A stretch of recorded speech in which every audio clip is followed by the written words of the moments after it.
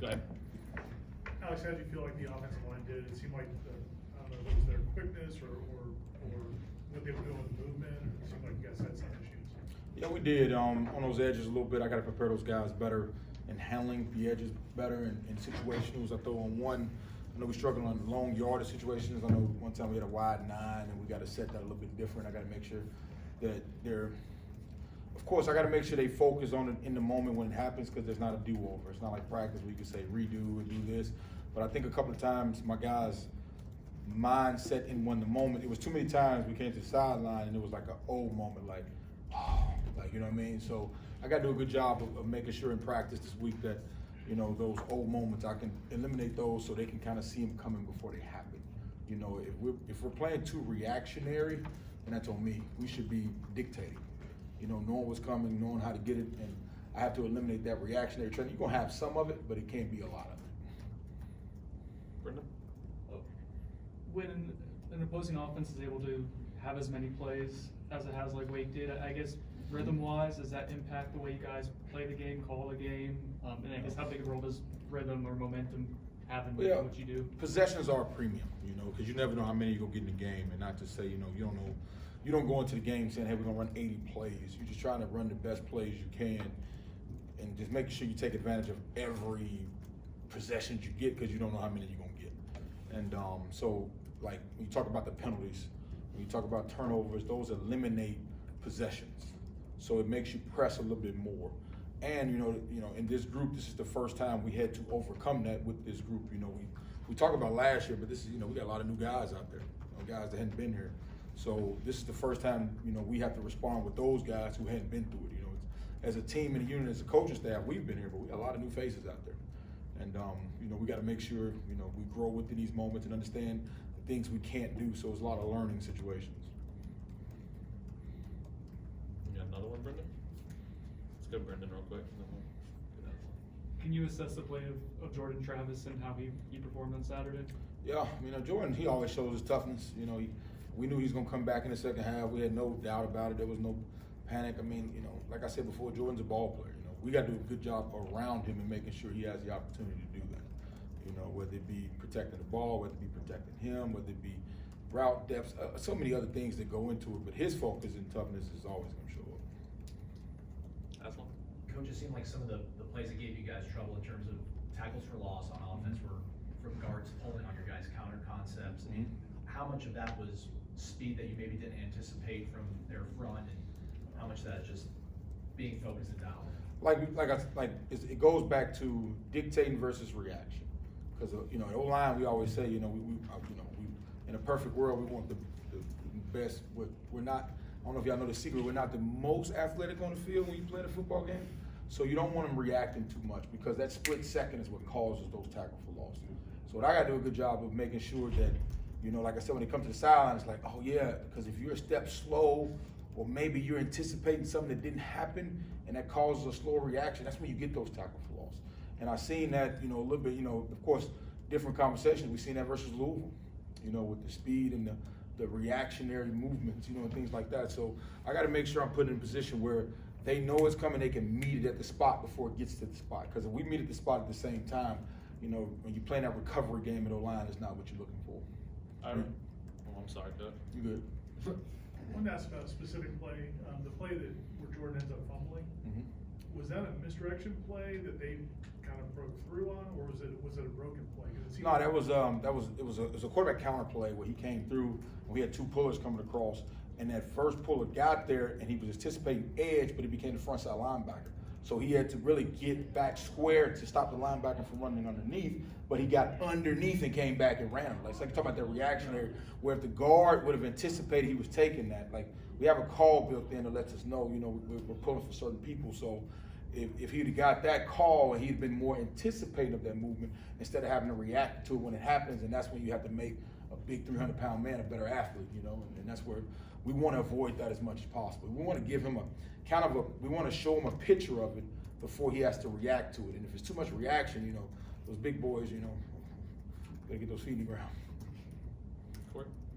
What impresses you about NC State's defense? I assume a lot. They're really good on that side of the ball. Mm-hmm. And how good are they up front? What kind of challenge do they present But yeah, the first thing you see is they got size. You know, the D tackles all over 290 pounds. You know, and they play with 3 of them on the field. You know, it's a little unique because they always got those 3 D tackles right there that do a good job of stopping the middle. And it's hard to find those double teams to kind of create those double teams that you get in the scheme they play. They also do a good job of keeping everything in front of them. You know, everything is facing in front of them, and they tackle well. You know, the guys come downhill really fast and hit you in the backfield. So we got to make sure we're patient and understanding of what we're doing, and it's got to be a lot of correction. We'll have a good plan going into it, but the plan doesn't mean much if I'm not training those players to kind of know what's coming before it's coming. That way you limit the guessing when it happens. So as far as us being patient and putting the game plan together, that won't be an issue. We just got to make sure our players are like hitting it on the move. Like I'm talking like not even thinking about it. Ira? You guys obviously put points on the board in the second half, but you did have a good drive before halftime as well. Like, how did they settle down? How did you see them react to when they were pressing to not have to wait till halftime, but actually kind of settle down? Yeah, I don't know if they're waiting. It was just one drive we got a holding call with the mental assignment. And then we turned it over, or we get like a false start. Things like that where I can tell that they were kind of waiting to see what was going to happen instead of knowing what's going to happen and go attack it. So those are drive killers. I think we had over 11 penalties, and so like when you talk about rhythm, that's how you kind of get out of rhythm when you get those extra long yardage kind of situations. So we just got to do a better job of I think settling. Once they settle, that would be a better word. Once they settle down and stop making those mistakes, you kind of saw us more getting to the touchdown, to the pay dirt, like we say. But if we don't get to that point where they're playing like that, it makes it difficult. Brendan? Micah Pittman is someone that you guys have praised for what he does without the ball in his hands this season. He was able to be productive with the ball on Saturday. How nice was that to get him going and get him in the flow of the offense? And what is he able to do for you guys at a skill set standpoint? Well, I was happy for him because, as coaches, we say the ball will find you as long as you're doing what you're supposed to do. Because, I promise you there's not many receivers that say, I'm just coming to block. And we have to do a good job of having that understanding. Like, if you continue to do this, the ball will find you. But if that never happens, that trust goes down. But then he saw, it did come to me. It did find me. I was able to get 2 touchdowns. So that builds more confidence in doing it with the ball or without the ball, and it kind of gives you more validity to the coaching. Aswan? We're kind of hitting the halfway mark of the season here, crazily enough. What do you need to see from your younger guys to make you think that they'll be involved in your plans moving forward this season here? Is it certain things you'll see in practice, or do you hit a certain point where you kind of have to let them go and put them maybe in a game situation, some younger guys, if you need to get a little jump start? We've started that process. Even I know guys come out to practice. We had those scrimmages on Sunday with those young guys, and as they're starting to understand and feel more comfortable, you start to see a lot more in all teams. You start to see a little bit more youth starting to get in there and start understanding. It builds the competition, builds depth. You start getting more injuries, and things like that. As this game is 100% injury rate. So what I like about the young guys is they're still in it, they're still focused, and they're still learning. We still have them in meetings. We still have that individual time with them on Sundays and at the end of practices. So, especially, in the front, and, see those young backs with Rodney still traveling, being in those meetings. And so, Deuce getting back healthy. I think a lot of those new and younger guys are going to start contributing as, the season goes along. Ira? As a team, you guys played really well away from home early this season. Does that give you a little bit more confidence or comfort going into an environment like SEC this week? Yeah, our guys hadn't been wide-eyed. They've settled and played well, whether it be home or on the road. We're just facing, as this team, this was our first kind of adverse test with a loss. We've had to coach it through wins, but, I like the eyes and the attitude. I know this is going to sound crazy after the game, the words that we'll be saying, the quotes that we're saying, and the guys that were encouraging. Now, there still was a lot of disappointment and despair, but they still were together. They still were challenging each other. So the big thing is, when we came in here Sunday, was everybody going to be on time? How was the workout going to be? How was the practice going to be? And that tells you everything you need to know. And now you see that encouraging, relaxed face from the coaches because we know who we're riding with. And that's what makes us feel good. But, the environment, our guys have done a good job of handling that. Bob? Hey, Coach, Trayshawn Ward had some good runs, some physical runs, and that one spin move that he likes to make, he keeps his balance really well after it. I guess you can comment on his power, but also that balance after that spin move and how he keeps pushing forward. That's what makes Trey special is his ability to stay on his feet because he's so low center of gravity. You know, if I call him short, he'll probably punch me. So I'm gonna just say he has low center of gravity. You know, and good balance. You know, and, you know he's a serious worker. And, you know, if you ever watch him, you know he doesn't smile much.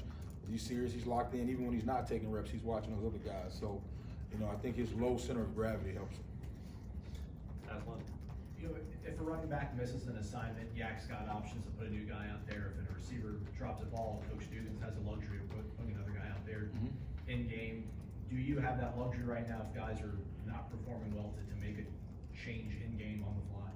Yeah, I mean, you know, the preparation is done throughout the week. You know, we don't go out there and make too many just off the wall decisions like, hey, this guy's messing up, because does that build trust in saying like, Coach, I did mess that up, but do you still believe in me to get it corrected?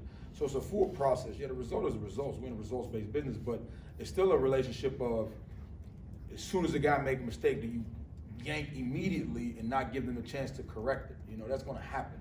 So I think the process is more as who else is prepared for those moments, and when those moments come, that's what create the competition. Because you can just rotate guys in and out, and you know, and what if the same continuing mistake happens? You know what I mean? So it's just more of trusting the preparation, trusting what you're seeing in practice, and believing in your players. And when they do make a mistake, what is the answer to either believe in them or you do have to make a change if it starts to get crazy. You know, but there's still a preparation and belief in the players we have on the field, and showing them that yes, I mean, nobody's out there. I promise you, nobody went out there and said, you know what, on this play, I think I'm gonna let them beat me. You know, on this play, you know what? The ball a little bit more slippery, I'm gonna let it slide. That's not their mindset going out there. So we have to show a belief in them, but also the competition does let them know I can't continue to do this. And so as long as we're on that page, I think we'll be fine. Brendan. Have you, I guess it's a relatively small sample size, but the last few weeks since Johnny Wilson had his really big game against Louisville, have you seen anything drastic with the way defenses are guarding him or accounting for him? Yeah, I mean, you know, you get a little bit more off coverage and tries to spin a safety, but you know, it's gonna take a lot more for Big Johnny. So I'm surprised. I look forward to watching him continue to grow in the offense and come into his own. We'll get back over to Ira.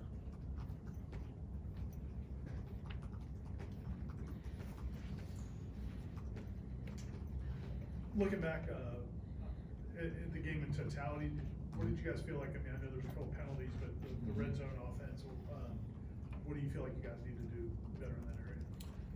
Of course, the easy word is execution, but you know, the word I'm gonna use is more dictate, not reactionary. You know, to have an understanding of exactly what we're gonna do, and that's on us. I mean, that's us, the coaches and things like that, making sure our guys are not playing reactionary football once we get down there and understand what's coming, see it, meet it, and go force the defense to be reactionary to what we're doing. And that's what we want to do. And so as long as the preparation goes into that and making sure when I look at my players, they understand exactly what we're talking about when we're attacking, there's not that look of, oh, okay, I got you. Like, I think we'll be fine and see better results than that, you know. And you know, moving forward, I think it'd be a lot better. Anything else? All set. Appreciate it. Thanks, man. Thanks, Alex.